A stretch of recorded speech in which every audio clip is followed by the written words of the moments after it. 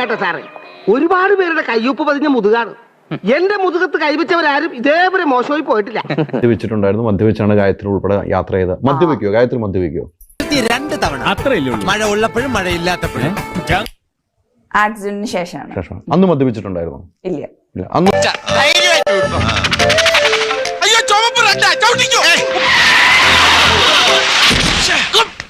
അതും RRRന്റെ കൂടെയാണ് ഇറങ്ങണേ. കുട്ടികളുടെ കളിയാണ്.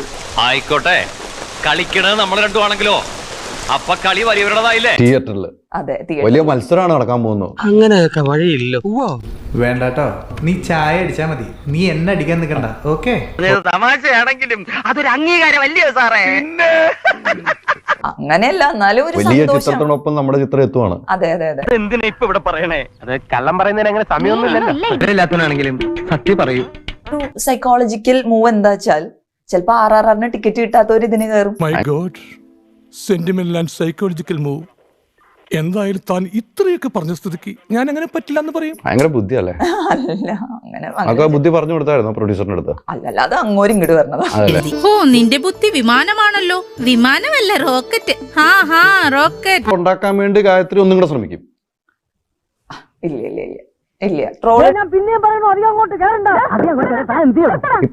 ഈ പ്രണവ് മോഹൻലാലിന്റെ കല്യാണം കഴിയുന്നത് സീരിയസ് ആണത്?